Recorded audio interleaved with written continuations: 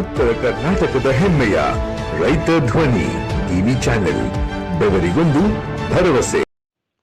Belagavi Kittur Dharwad railway ಯೋಜನೆಗೆ ಭೂಮಿ ಕೊಟ್ಟ ರೈತರಿಗೆ ಅನ್ಯಾಯ. ಹೌದು, ಧಾರವಾಡ ಕಿತ್ತೂರು ಬೆಳಗಾವಿ ಮಾರ್ಗದ ಬ್ರಾಡ್ಗೇಜ್ ರೈಲ್ವೆ ಯೋಜನೆಗೆ ಭೂಮಿ ಕೊಟ್ಟ ರೈತರಿಗೆ ಅನ್ಯಾಯವಾಯಿತೆಂಬ ಸಂಶಯ ಕಾಡುತ್ತಿದೆ.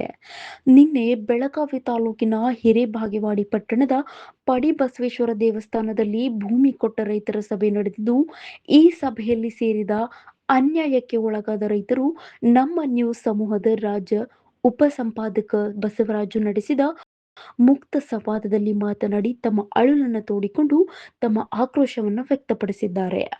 ಇದೇ ಸಂದರ್ಭದಲ್ಲಿ ವಿವಿಧ ರೈತಪರ ಸಂಘಟನೆಗಳು ಮುಖಂಡರು ಆದ ಚೂನಪ್ಪ ಪೂಜೇರಿ, ಎಸಿಪಿ ಗಂಗಾಧರ್, ತಹಸೀಲ್ದಾರ್ ಹನುಮಂತ ಶಿರಹಟ್ಟಿ, ಸುರೇಶ್ ಅಂಗಡಿ, ಸಹೋದರರು ಸೇರಿದಂತೆ ಎಲ್ಲಾ ಮುಖಂಡರು ಉಪಸ್ಥಿತರಿದ್ದರು. ಹೆಸರು ಸುರೇಶ್ ಗುರುವಣ್ಣವ್ರ ಅಂತ ಹಿರೇಬಾಗೇವಾಡಿ. ಹೇಳಿ, ಇದು ಬೆಳಗಾವಿ ಕಿತ್ತೂರು ಧಾರವಾಡ ರೈಲ್ವೆಗೆ ನಮ್ಮ ರೈತರ ಭೂಮಿ ಹೋದಂತ ಹೊಲಗಳಿಗೆ ಯೋಗ್ಯ ದರವನ್ನ ಅವರು ಕೊಟ್ಟೇ ಇಲ್ಲ.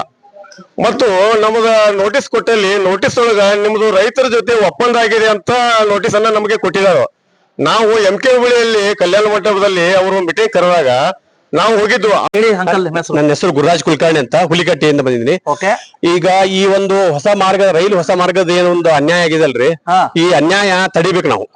ಯಾಕಂತಂದ್ರ ಈಗ ಏನಾಗಿದೆ, ನಮ್ಗ ಹಿಂದೆ ಒಮ್ಮೆ ಮೇದೊಳಗ ಹೋದ ವರ್ಷ MK ಹುಬ್ಬಳ್ಳಿ ಮೀಟಿಂಗ್ ತಗೊಂಡಿದ್ದಾರೆ ನಮ್ಗ. ಆ ಮೀಟಿಂಗ್ ಒಳಗ ನಾವು ಅಟೆಂಡೆನ್ಸ್ ಅಂತ ಸಹಿ ಮಾಡಿವಿ ನಾವು. ಬರೀ ಅಲ್ಲಿ ಒಪ್ಪಿಗೆ ಕೊಟ್ಟಿಲ್ಲ ನಾವು ಅವ್ರಿಗೆ.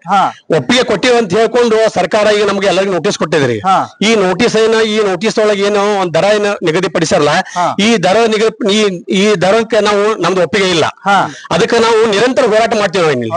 ನಾವು ಯಾವುದೇ ಇರಲಿ, ಅದು ನಮ್ಮ ರೈತರ ಸಮಸ್ಯೆಗೆ ಎಲ್ಲರೂ ಅದಕ್ಕೆ ಸ್ಪಂದನೆ ಕೊಡಬೇಕು.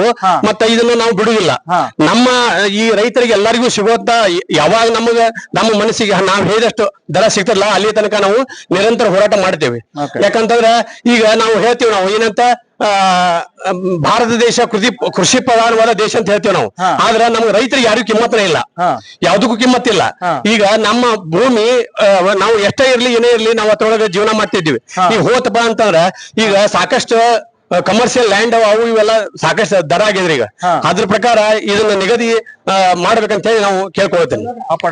ಎಲ್ಲ ನಿಂತ್ಕೊಳ್ಳಿ.